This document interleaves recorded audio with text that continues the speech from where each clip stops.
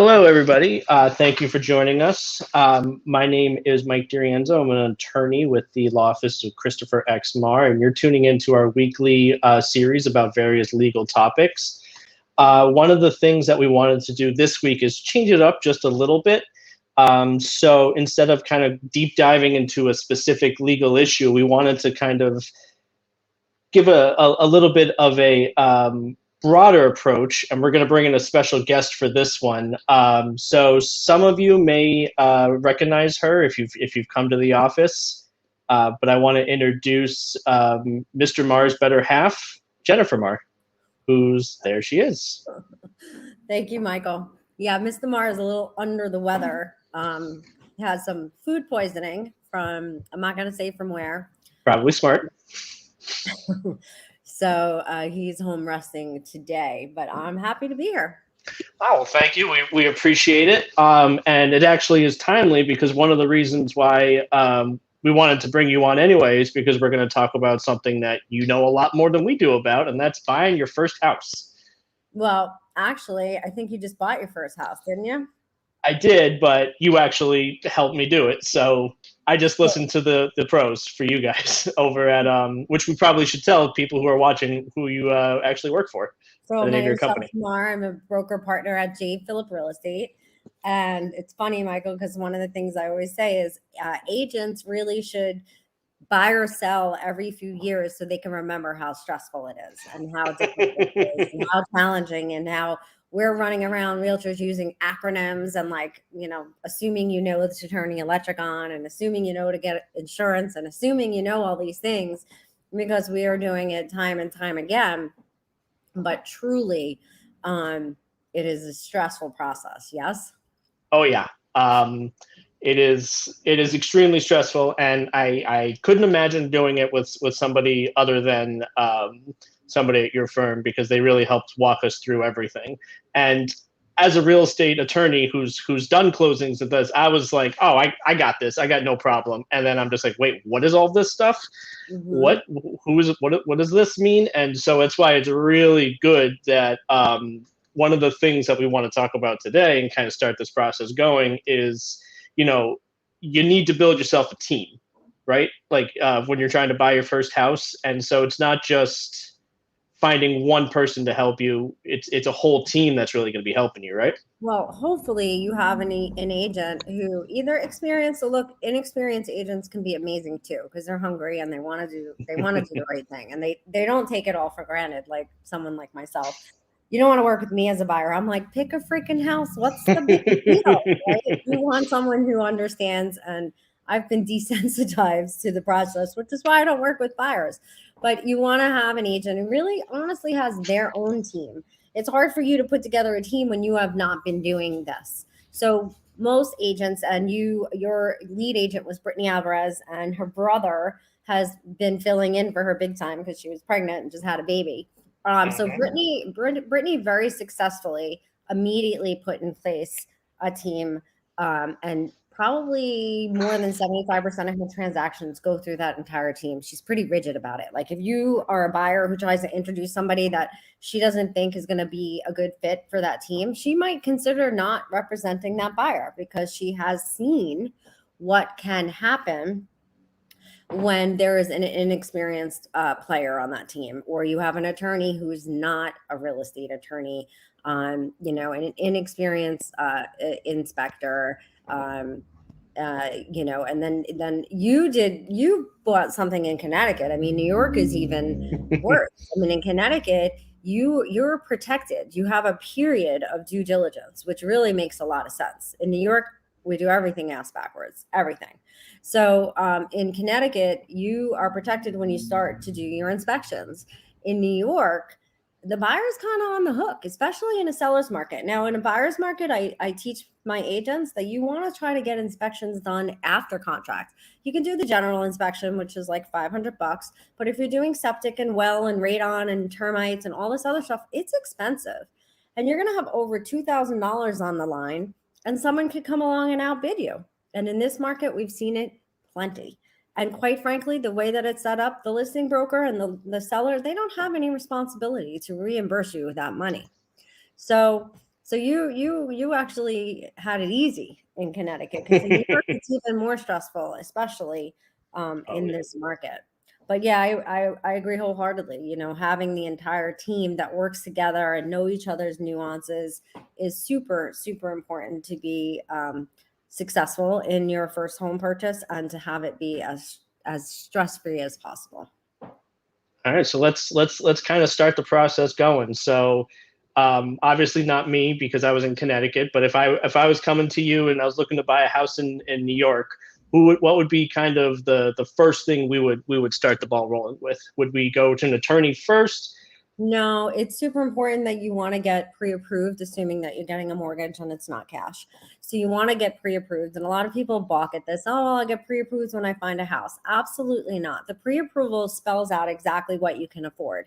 And affordability is not just a price range. Affordability is really your monthly nut. And the biggest thing that is going to impact your nut is taxes. So you have a combination. You need to understand what price point and what tax bracket in that price point that you can afford. And this could make a huge difference. I mean, I've seen agents take buyers out for long periods of time where the buyer's like, oh, yeah, I'm in the $400,000 price range. They really have no idea. And so they've been looking at houses outside of their price point because they can't afford the taxes in a $400,000 price point.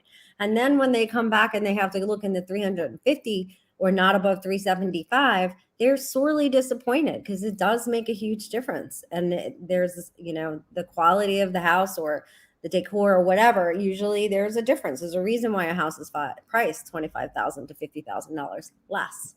So number one is getting a pre-approval. Number two is, I think it's super important for you to be represented by an agent. In this kind of market, you need somebody who's going to be looking at off-market opportunities for you.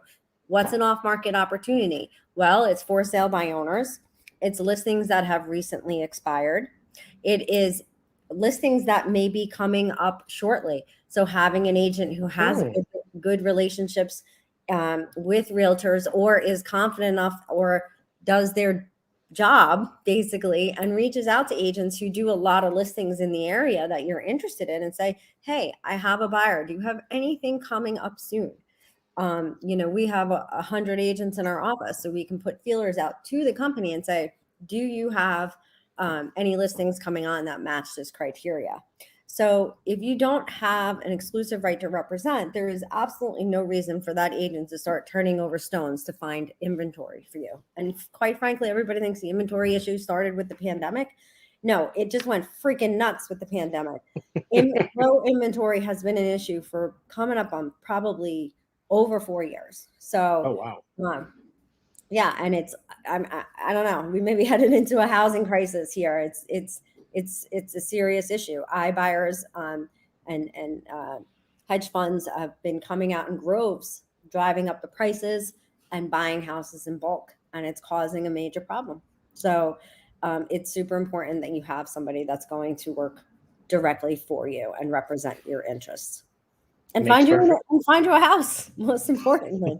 Right. No, makes perfect sense. And Um, even things in this market that, they have people waiving inspections, waiving appraisals, and there is a way to do that without taking a huge risk. You can do an inspection, just your deal's not contingent upon it.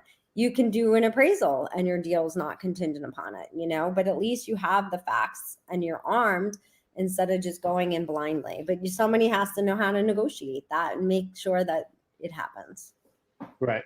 No, it makes sense. And it may sound weird to hear from a law firm, but we would always recommend the same thing: is find an agent first, because we're going to go into what a lawyer does through all of this. But really, the most important person on your team, who's going to try to help you find that house, is that agent. Like you said, it's the lawyer is going to make sure that, and we're going to go into all of this in future episodes, the lawyer is going to make sure that everything is okay and you're protected. But to get that offer, to get all of that going, that's what the agent is for. And if you're interested, if you're watching this, J. Phillip Realty, what's a good phone number, Jen, for you? Well, my cell is 914 330-7222. I don't think I even know any of the office phone numbers.